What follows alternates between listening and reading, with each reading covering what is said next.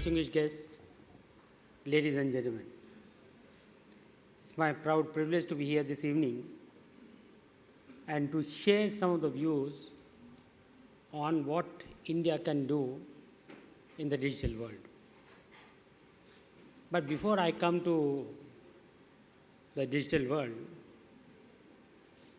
let me take you back to 65 years when we gained independence in 1947. At that point of time, the biggest challenge before us was that of the governance, the kind of governance, the form of governance to be adopted. And we adopted a very beautiful form of governance, which is democracy. Most of people at that point of time was very apprehensive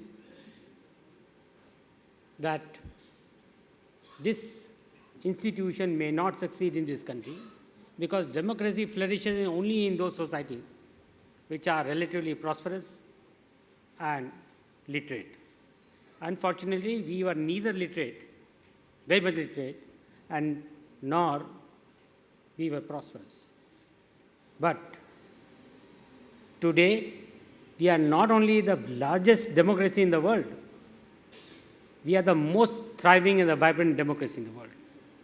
All our elections are free and fair, and we change our government in a very smooth and a hassle-free manner. The second challenge before us was the security of the country. And you must have heard and you must have read that a lot of people, including Churchill, thought that with so many holes in this country, it's almost impossible for this country to survive for long. We had a little bit of problem in the beginning, first in 1948 and thereafter in 1962. But thereafter, we pulled up our socks. And today, we are not only a very strong nation, but we are extremely powerful and one of the most powerful nations in the world. And no country in the world can take us for a ride or can do any mischief with us, including our volatile neighborhood. And that credit goes to our soldiers who laid their lives to make our present and the future bright. The next problem before us in 1947 was that of the scarcity of food grain. And you'll remember very well that till late 70s, we were struggling with that problem. We were importing large quantities of food grains. I still remember as a small child, we used to stand in a long queue to get some ration under PL 480. But today, we are not only self-sufficient in terms of food production, we are exporting large quantities of food grain to many parts of the world. We are the largest producer of milk. We are the largest producer of fruits and vegetables. We are one of the largest producers of food grain, that means wheat and rice. And that credit goes to our farmers, and that credit goes to our scientists who made it possible. The next problem before us was that of the economic growth. In the beginning, we were growing at a rate of 3.5%, 4%. And we used to call it Hindu rate of growth. Nobody ever thought that India would be growing at a rate of 5%. All economists in the world thought that India moves like an elephant and will keep moving at a rate of 3.5%, 4%. But then we started growing 6%, 7%, 8%, 9%, and 9 plus. And today, with a growth rate of almost 7.5%, we are the fastest growing economy in the world. Suddenly, we have become the darling of the entire world. And the entire world is amazed with the kind of progress, the kind of work we have done in the field of economic development.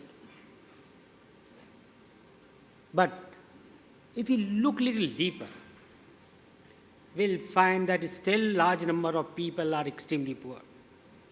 Almost 1/3 of our people are below the poverty line. That means they earn less than $1 per day. They do not have access to good quality education. They do not have access to good quality and cost-efficient health services. They do not have good quality drinking water. And unless we take care of these people, and they are huge in numbers, about 450 million, and unless we take care of these people, those who belong to the disadvantaged section of the society, this growth is a meaningless growth. We got to make it inclusive. We got to take the prosperity and the benefit of this growth to each and every person, especially those who are at the lower level. And that's a huge challenge. Every year we are adding almost 10 million people, young people, in the workforce, and we are unable to give them good quality jobs. And the only way to live with dignity and self-respect is to have a good, decent, respectful job. And that's not happening in this country.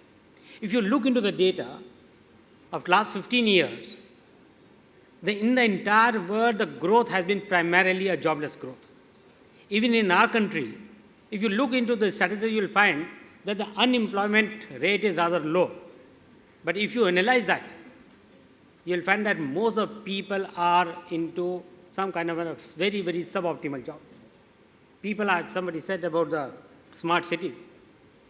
People migrate from rural areas to urban areas and in smaller cities to bigger cities in search of employment, primarily.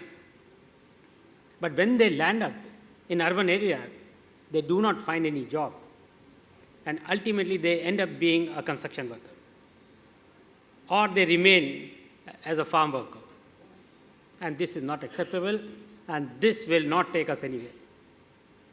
And that's why it is very necessary that we create economic growth, but we create economic growth with equity, and that is a huge, huge challenge. And that's why when this government came in, they adopted new policies, new programs, and with the sole objective of creating more and more jobs. When we talk about Make in India, idea was that let us create jobs in this country. Most of you are from the service sector. The problem with the service sector is that yes, you can grow very fast, but most of the growth is confined to the metros and large urban areas.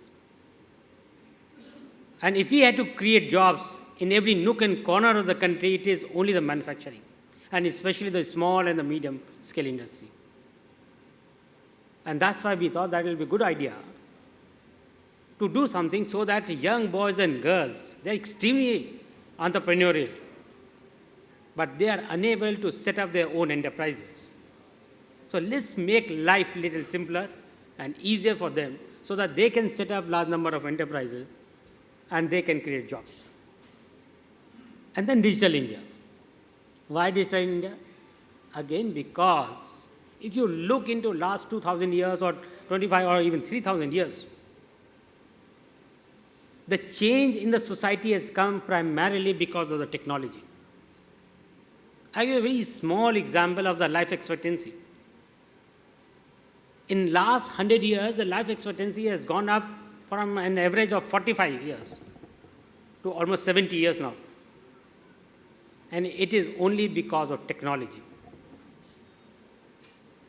What I'm trying to say is that unless we take advantage of technology, we will not be able to achieve what we want to achieve. And India is in a very, very good position. We are supposed to be the world leader in IT and disruptive technologies. But unfortunately, we have not been able to take the benefit of technology to the last mile. Still, there are huge problems. We are doing wonderful work. Our engineers, our scientists, they're doing wonderful works in Europe, America, Canada, Japan, everywhere. But within our own country, we find it very difficult to make use of technology and to take the technology to the last mile. You go to the rural areas. The farmers are still using the centuries-old technology of irrigation. Why can't we make use of that technology which we are using for the foreigners? Why can't we create a beautiful platform, an IT-based platform for our farmers so that they get all their inputs with a click of a, but not on a click, with a pressing of a button on their mobile. Not very difficult. Extremely simple system, extremely doable, but still we are unable to do that. Every time farmer has to buy some input like fertilizer or seed, he has to go to the block headquarter. Most of the time that guy will not be there.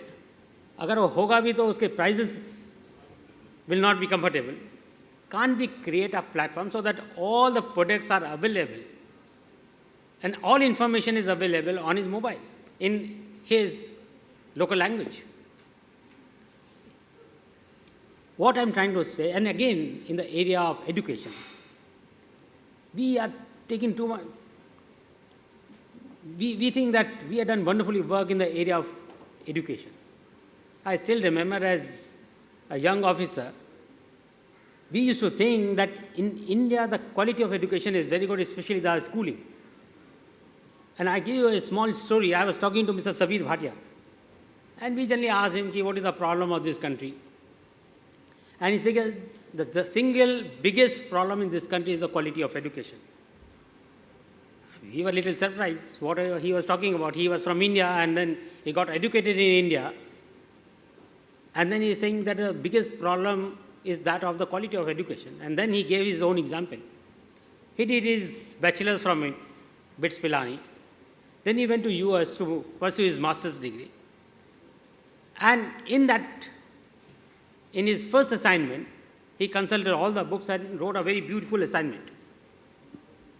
But when it was evaluated, he was expecting A plus and he got D. He was heartbroken. He wanted to go back to India. And after a lot of efforts, he could muster some courage and went to the professor. And he asked professor what went wrong. And professor said a very simple thing. He said, I know that this piece, what you have written, this assignment, is beautifully written. It contains all the information and all the knowledge which is available anywhere in the world. Grammatically absolutely correct. Very well presented. But that is not we were looking forward to. And then he said, had you stretched your imagination and written even 5 lines, we would have given you A+. And that is what we want. Creation of new knowledge, innovation in every walk of life. And thereafter, there are no looking back. Unfortunately, you go to the schools today, we all are pursuing a rote learning. I still remember as a class 9th or 10th or 12th student, I could not understand many concepts of physics, chemistry and mathematics.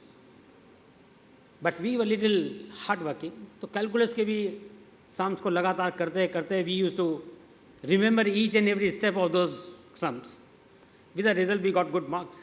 But fact of the matter is that most of these concepts could not be appreciated by us. And that's why, in spite of the fact that we are 1.2 billion people, and we think that we have done wonderfully well in the area of science and technology, and we have got the largest pool of scientists and engineers, we do not have any Nobel, or hardly any Nobel laureate in this country.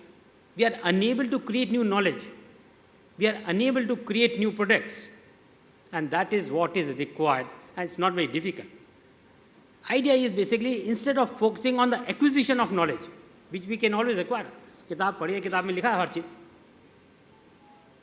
Instead of acquiring that knowledge, let us make use of that knowledge. Let's apply that knowledge, and we will be in the forefront, and we will be able to bring peace, prosperity to each and every face in this country. As I said a little earlier, we are the world leader in technology, and especially IT, and it can transform the entire country and the entire world. Whether it is education, the quality of education, whether it is health services, whether it is social inclusion or the financial inclusion, the safety and security, everything can be achieved at pittance with the use of technology. And I'm sure all of you are extremely intelligent, hardworking, and you are expert of this technology. And I'm sure that the time has come when through a collaborative, through a cooperative approach with passion and commitment, we can make it possible. I wish you all the very best, and I am extremely grateful to Sri Sahuji and to this organization who has made it possible for all of us to come together and to think of something new so that we can create wealth for everyone in this country.